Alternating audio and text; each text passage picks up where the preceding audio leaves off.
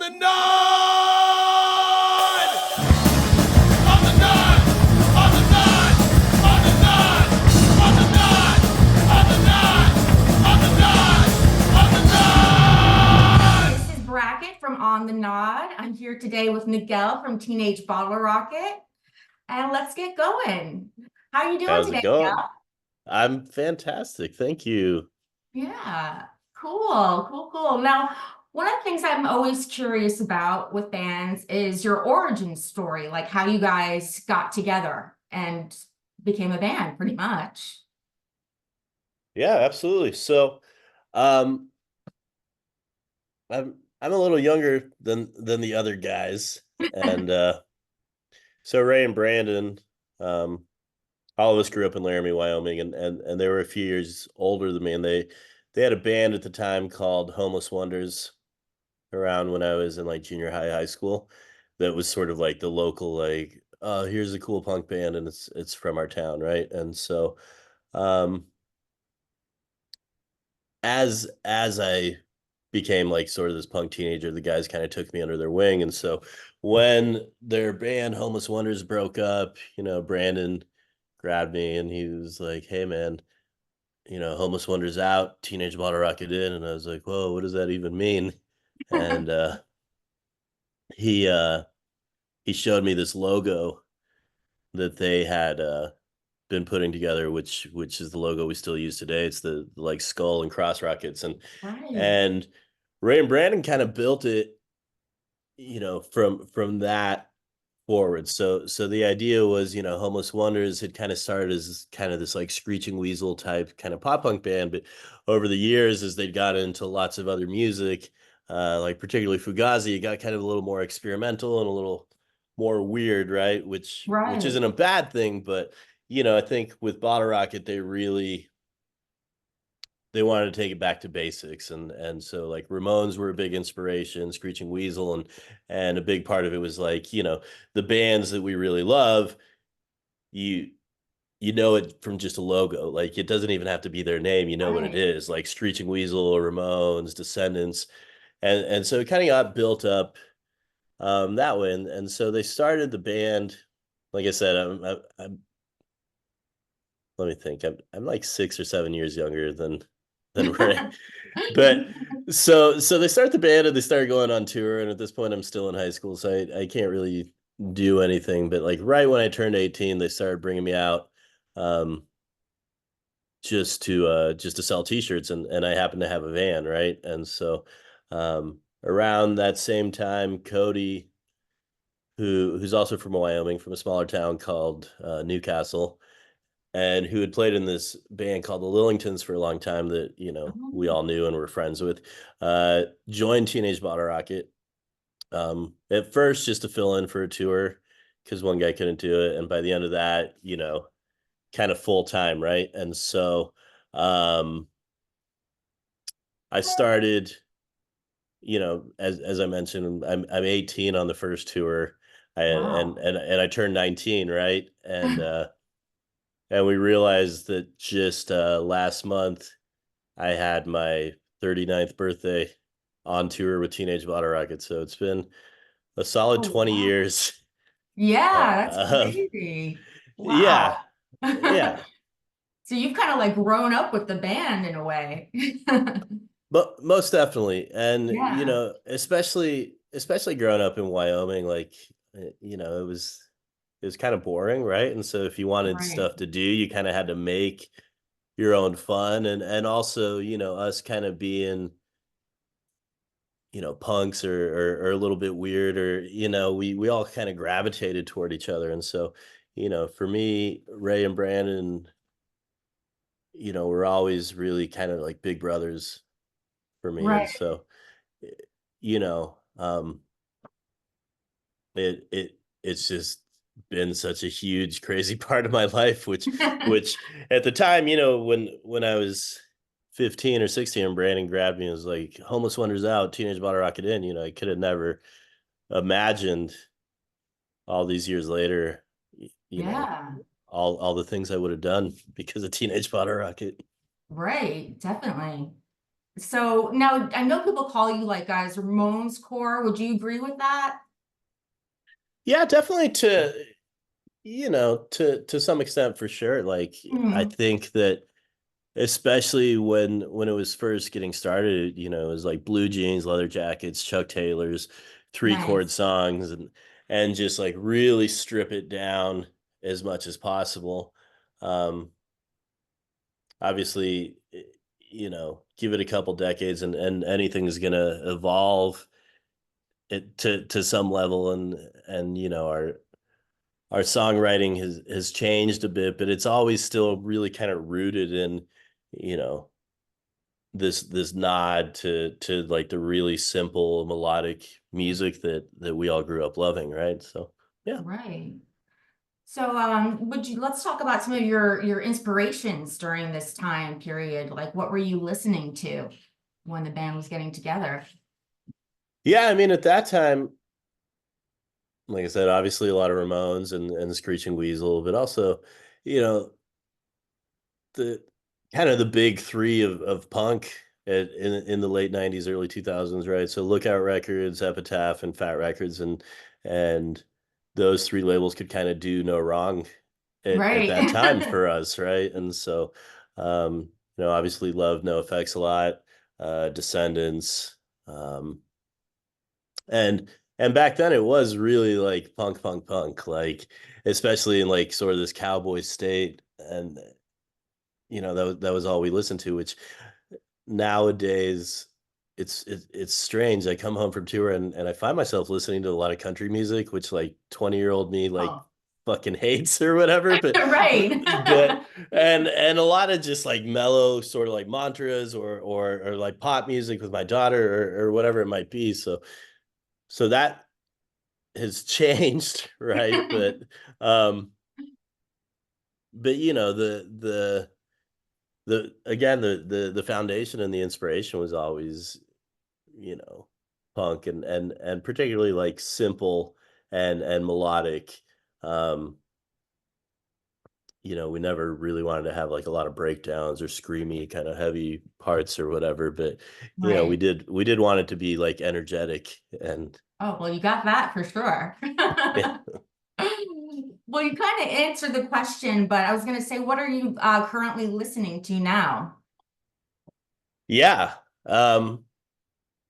So I've got three kids. My oldest is about to be 6, middle one's about to be 4, and youngest one's 2, Hmm. right? So uh I listen to a lot of like Baby Shark and a lot of that type of Oh, shit. Baby Shark. I've heard of Like that. yeah, like a lot of kids music, but also really, like I mentioned, like a lot of pop music, a lot of country music, a lot of French pop. I live in Oh, Montreal, so uh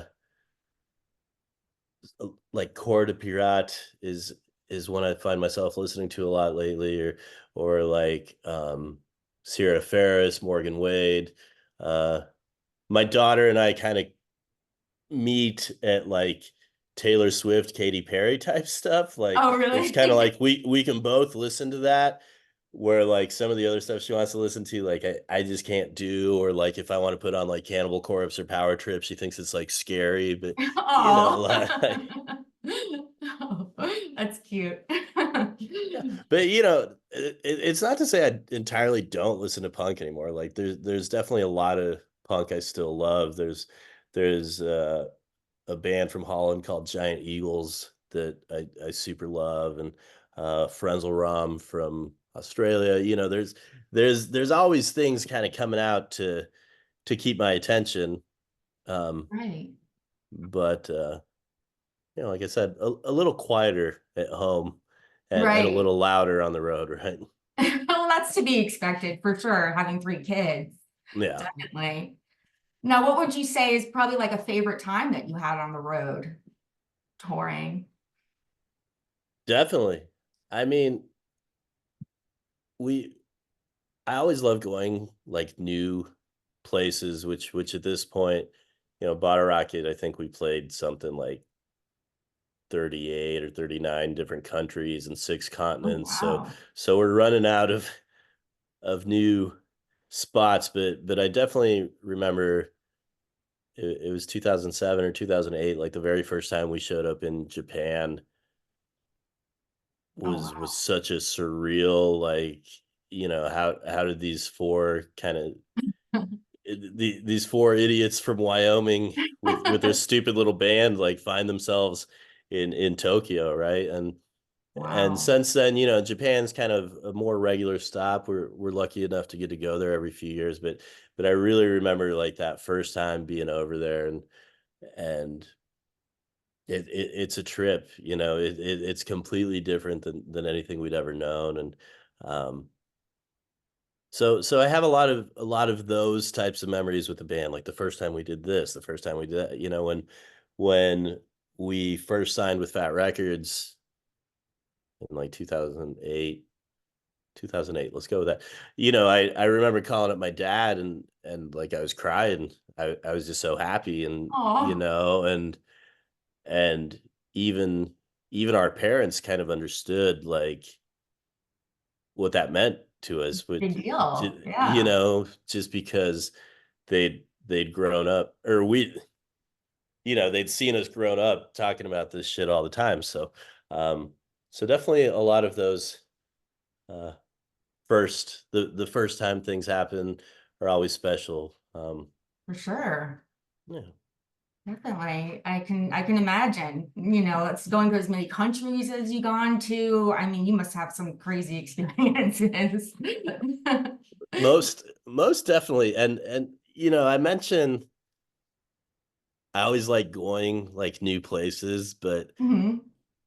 and I've got this idea in my head, like we have to play a show in Antarctica, like Oh, some wow. somehow, like I don't know how I'm gonna pull it off, but somehow, just because the only other band that's ever played all seven continents is Metallica, and Oh, and we're like this close, right? So I'm just like, if we can just, I don't care if we play like a bar, like open mic for like five scientists or whoever's down there. Like I just really want to do it, right? yeah, definitely. Check But that one off the list. totally. But we're also at a point where going places just for the sake of going places is a little dicier than it used to be, right? Because um again, we've been so many places that most of the places bands sort of normally go and are sort of set up to handle like punk rock shows. We've Right. been a lot of those places, but every once in a while we'll get a message from somewhere and I'm like, we should try that, and Yeah. and uh and at this point, with all the kids and wives and stuff, we have a little more like pull from the family side of like, just don't do anything stupid or dangerous. And Well, so those are we simple try. requirements. Yeah. Yeah, we try to be less stupid and less dangerous than before. We're not Yeah. always successful, right? Well, that's cool. I saw you guys in 2012 in Austin, and that show was unbelievable. It was so good. And I was thinking about it, and I wondered if there's a time that the crowd changed you when you were playing for them, like if there was like a memorable experience where the crowd was just amazing and energetic and Yeah, I mean, absolutely. Again, sort of these like first times, right? And I remember there's this big festival in Belgium every year called Gross Rock, and the first time we played that, I think, was maybe 2010 or something, and Mhm. um big lineup. It was like No Effects, Dropkick Murphys, like, anyhow, we had a slot on the main stage, and it was early. It was like 12:30 or 1 in the afternoon. And so we're all there, just kind of assuming we got the chump slot and whatever, kind of, at least we're playing the festival. And we walk out, and the stage is in this tent, and there's like 10,000 people Oh, wow. watching, and just like the biggest circle pit I'd ever seen in my life. And I just I couldn't believe, you know what was happening.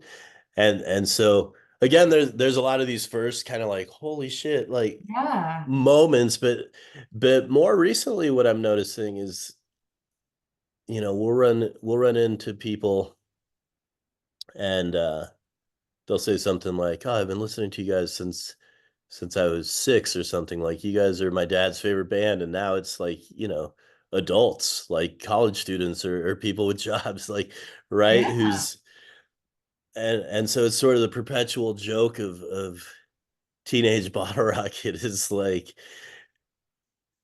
the band is old enough to drink now, like, and like we're soon we'll be on like the third generation, because like these kids are starting to get to the age where they can have kids, and so Yeah, that's so true. so that's always pretty incredible to me. Anytime someone comes up and is like, I grew up listening to you, my parents really loved you, like, it is surreal for me. Right. Yeah, I remember listening to Total for the first time. My friend Jeremy actually had a record label called Criterion Records, and you guys sent him Total, and I was just blown away by that album. Every song is just so good, and we listened to it on a repeat over and over and over again.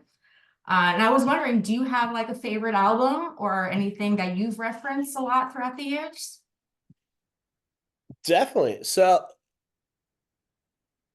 I think in a lot of ways they came from the shadows was like the big change in our That's great. career, right? It was, Yeah, the first record on Fat, and uh around that time we started getting a lot bigger support tours, like Mighty Mighty Bosstones took us out, Dropkick Murphys, Pennywise, No Effects took us out like 10 times, like, so definitely when that record hit and came out, I don't think we quite understood or knew what was about to happen. But I always kind of think of like each record is sort of a moment in our lives, right? So um Shadows was definitely this like turning point. And I remember, again, like I said, I called my dad, I was crying, we were so stoked to be on Fat Records.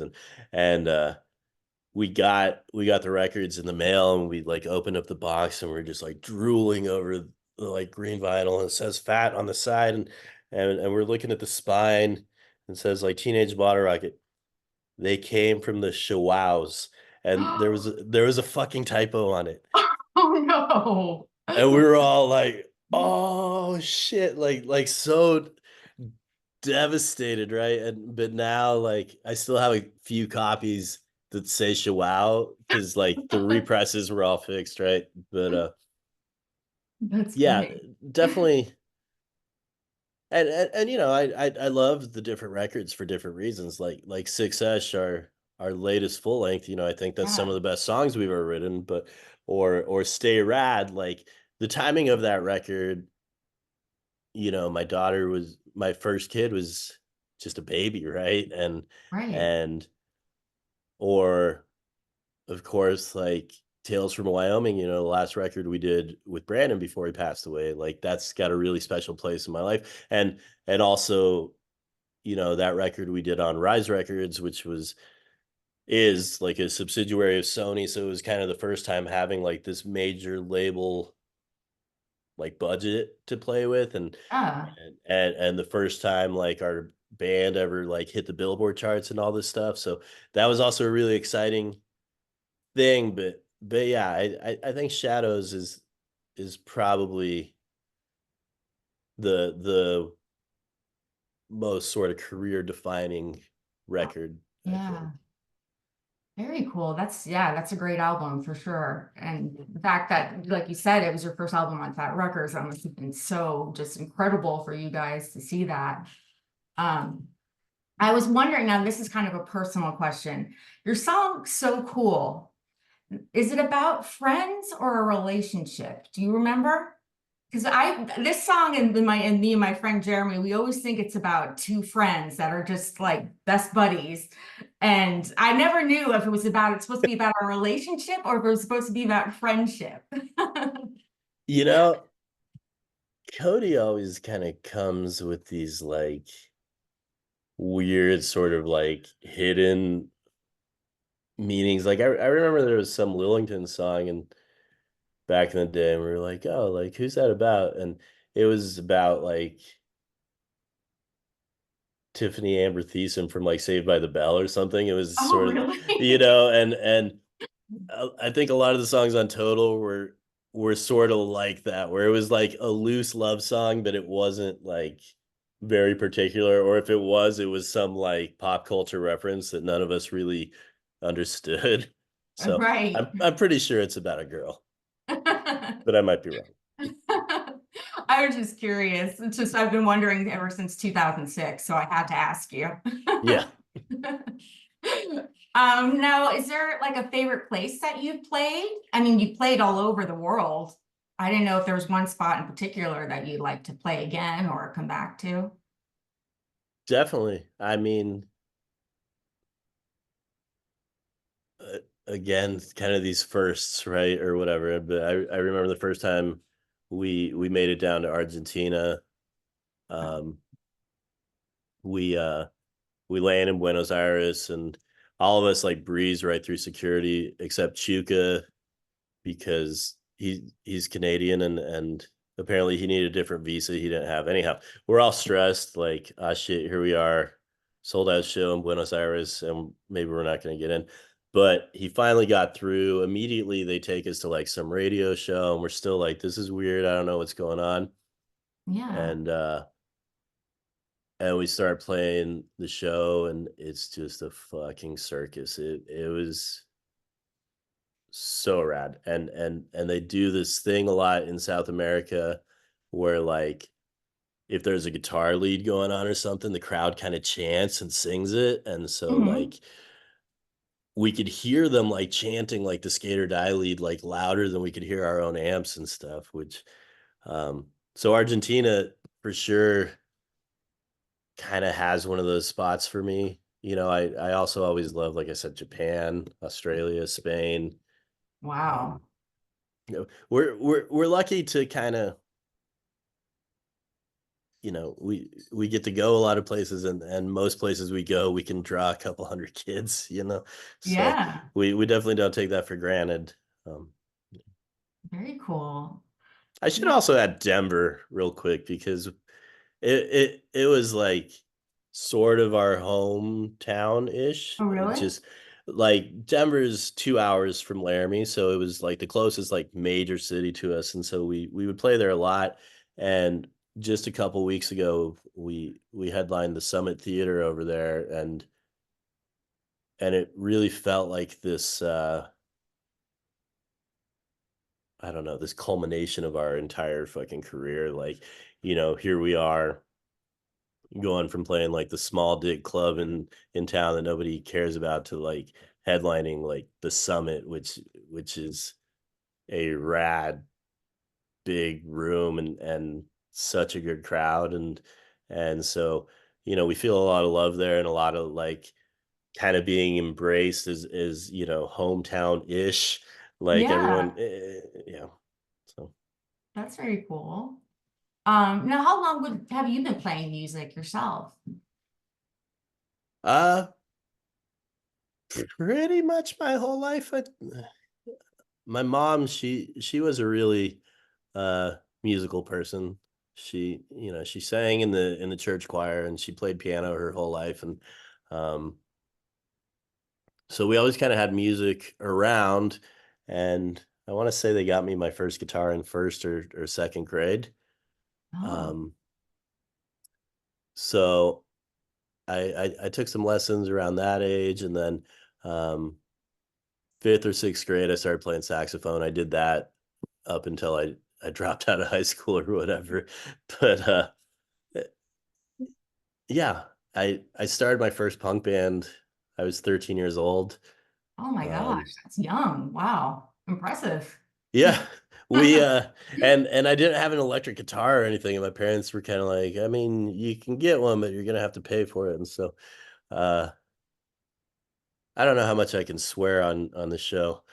Um, You're allowed to swear. okay, so me and my buddies, we wanted to call our first band Butt Fuck America.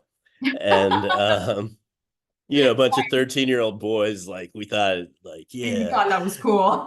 Yeah. And so our idea was we're gonna go around the cafeteria at lunchtime at our junior high with a donation cup, and we're gonna call it the Save America Fund or whatever. Because really, like saving buttfuck America, we thought we were fucking geniuses, right? Save America Fund. So we go around and ask everyone for like donations for the Save America Fund, and we ended up getting like 70 or 80 bucks, which was enough for me to buy like this piece of shit Kramer electric guitar that ended up being like my first um electric guitar, right? And shortly thereafter, like we had to change our name. We ended up being Kilted Monarchs because one of the dudes in the band, his mom uh was gonna make him quit if we Oh. didn't change the Oh. name. She's like, you can't be in a band called Butt Fuck America. Like, That's funny. That's quite the first name. So it's pretty much after that you just kept being in bands, right? yeah, never, never stopped. At this point, I've been in punk bands far longer than I did any other thing in my life. Like, Really? mhm. Wow. That's very impressive. Yeah, it's a long line of different bands and different music.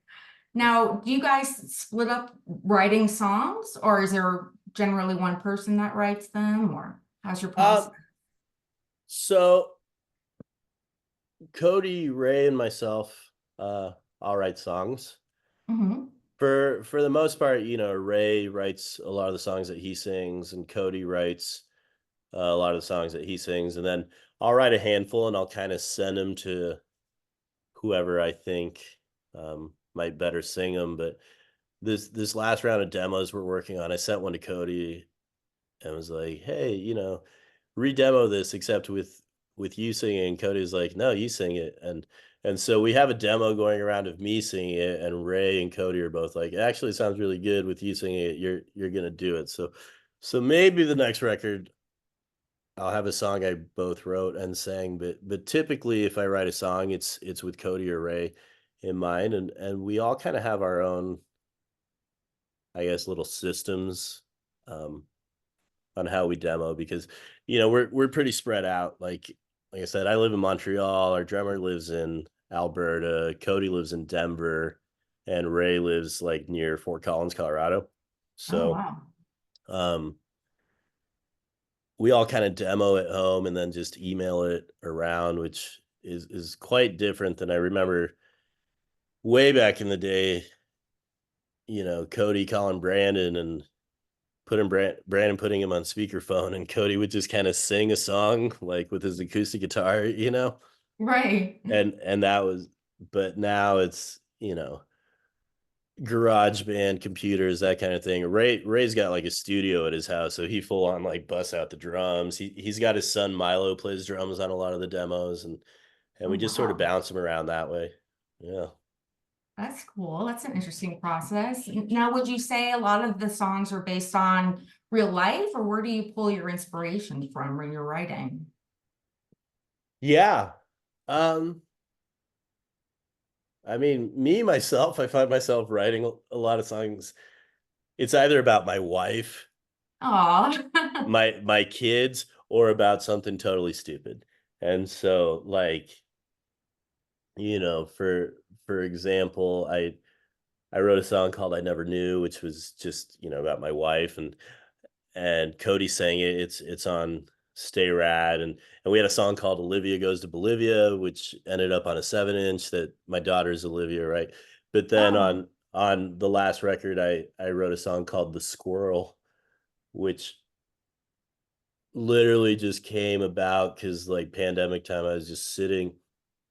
I was living in Dallas and just looking out my window, and there's this fucking squirrel that would hang around. So I was like, I'll make a song about write a him. song about that, I guess. Well, you can pull inspiration from anywhere, really, it just depends. Totally. Absolutely. And you know, I I will say like we kind of try to steer away from getting like too serious or too heavy because on some level, we kind of like our band to be like the place people go to get away from like the shittiness of like Everyday life. day-to-day life, Yeah. right? But we had a 7-inch come out last year on Pirates Press, and it was like this double A side, and one side is So Dumb, and I wrote that song, and it's like a pretty frustrated, like angry song about like everybody thinking they're smart, but we're all just fucking idiots. So, Yeah, but I love that with song. like a touch of like a touch of humor, right? Trying to not just like there. I think there's enough bands out there like handling the political heavy shit that we can just kind of That's have not a what little you're more about. fun, right? Yeah, Yeah. definitely. I can see that for sure. No, what was I going to ask you? Oh, I noticed the video for So Dumb is like all lyrics, and they're very important lyrics, what you're talking about. Now, did you make the decision to have it lyrics so you can make sure everybody knows exactly what you're saying versus like a regular music video with actors and stuff?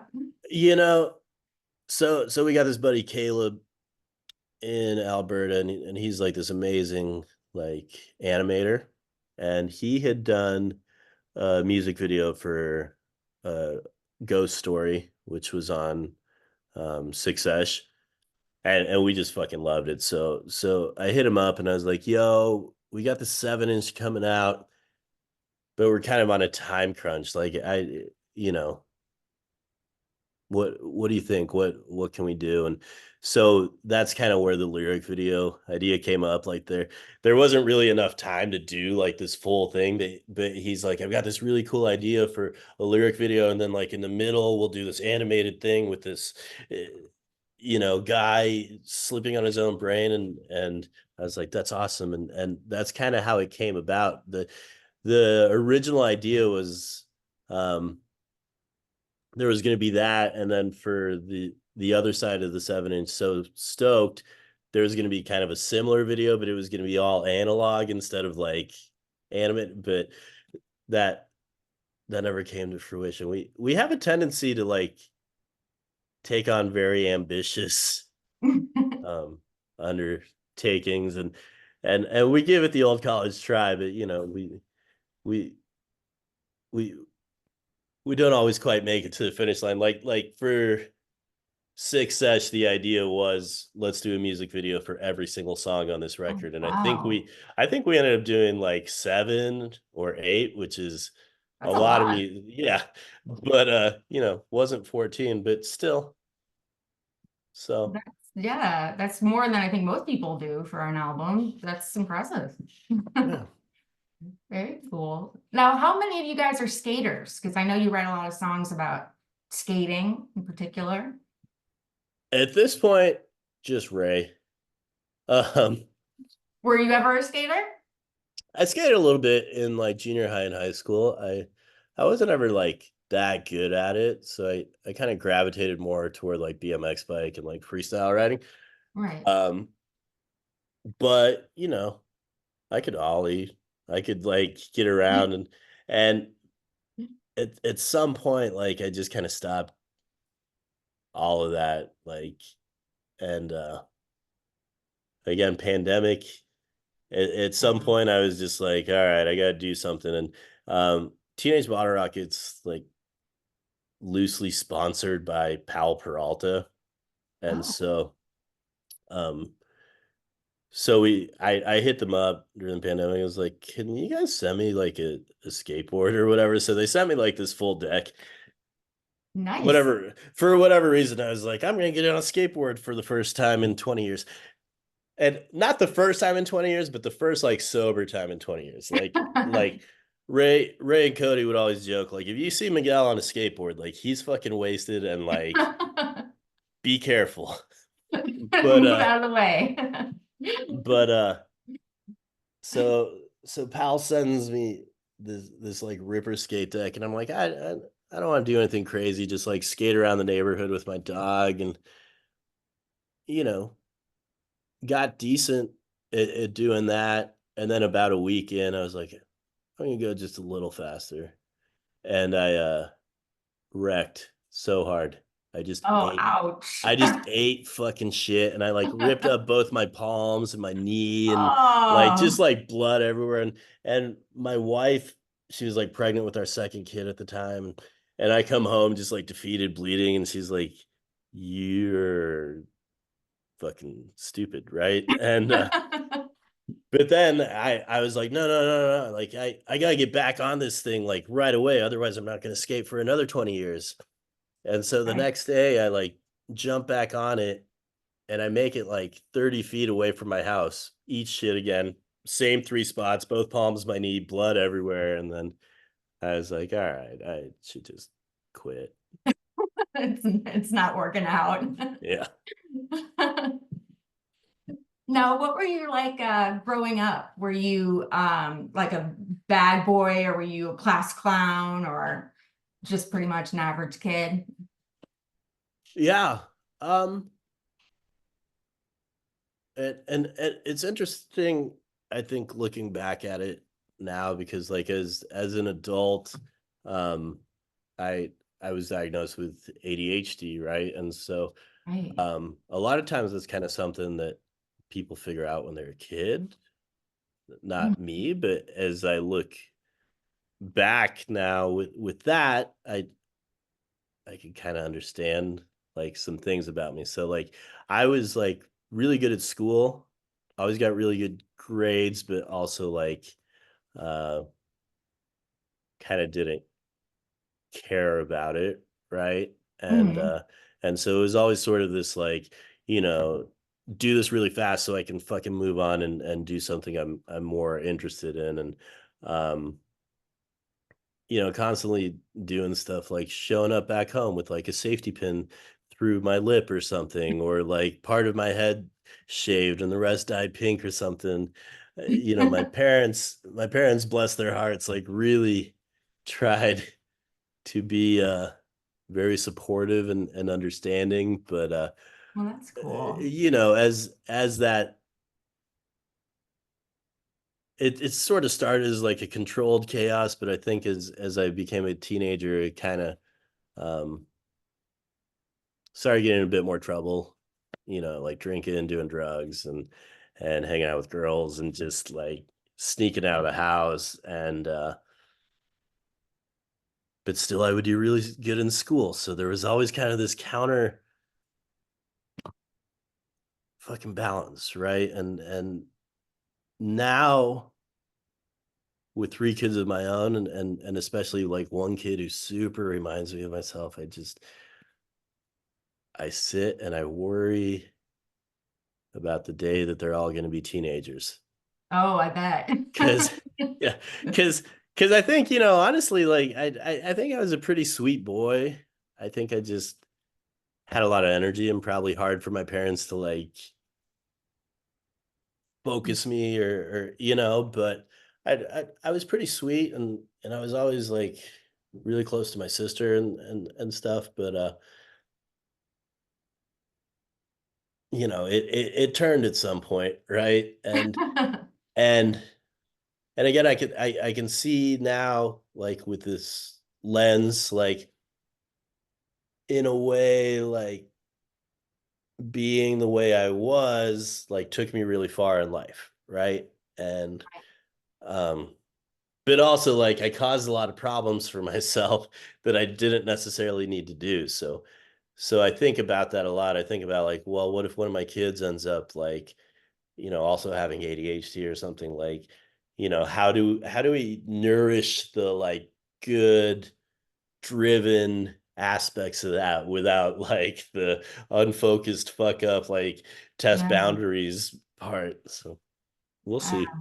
I can relate. I actually have it too, so I can really see where you're coming from. Totally. It's yeah. So and you can understand, like in Yeah, some ways, like it's this like, in my experience, we get more shit done than a lot of other people. But that's like true. but only the shit that we care about. And like a lot of other things that, kind of should get done, like we don't as much. So Yeah, that's very true. Now, are we expecting any new music from you guys soon? Anything in the works? Oh, definitely. We're writing. Um, kind of on everyone's ass about like, dudes, we need to do a record just because we're out of places to go on Success, right? And for us, the cycle's always been like, do a record, tour fucking everywhere, most places twice, repeat. And so yeah, we've got a handful. I mean, we probably have about 8 or 9 songs demoed at this point. Um, we typically like to go into the studio with like 16, 17 because uh not all the songs will make the record. So just True. to so we'll get there. I gotta crack the fucking whip because I'm getting restless. We gotta do a record. Gotta get going. Now, is there a tour coming up? So this year, a little bit slower, but last year we did like 100 shows, and that was like kind of slow compared to what we used to do. But this year we're doing a handful of those dates with no effects, like their final tour. Um, Nice. we've got a run that's kind of going Pacific Northwest that we're putting together, another run, kind of East Coast stuff, and going back to Australia and Japan later this year. So you can see what I mean, like slow year. Yeah. We're only doing 3 continents or but slow year, hopefully get in the studio toward the end of the year and next year like be back at it. Yeah, definitely. Is there a place, what would you say is the best place for fans to connect with you? Is that on like Instagram or Facebook or someplace else? Definitely. Yeah. I mean, Instagram or Facebook, it all kind of goes uh, the same place. So really easy way to get a hold of us. Um, if you want shit like t-shirts or whatever, biggerthankiss.com. And if you want tour dates, teenagebottlerocket.com. What was the merch again? Biggerkids.com? Bigger than Kiss. Bigger than kids. No, Okay. Bigger than Kiss, like the band Kiss, bigger right? than kids. I thought you said kids. No, no, no, no. Okay. Bigger than kids. I like that. That's Yeah. cool. All right. Awesome. Well, I wanted to make sure everybody knew that, where they could find you guys. Let's see. I think I've kept you for almost 45 minutes. Is there anything else you would like to talk about? Any shout outs or anything like that? Uh, Not specifically, just like if you see we're coming your way, come hang out. We're Yeah. usually float we're usually floating around before or after the show. So if you see us, come say hey, hang out. Yeah. Yeah, definitely. All right. Well, it's been a pleasure having you on. You're Miguel from Teenage Bottle Rocket. I'm Brackett. This is On the Nod. And just stay here for 1 second.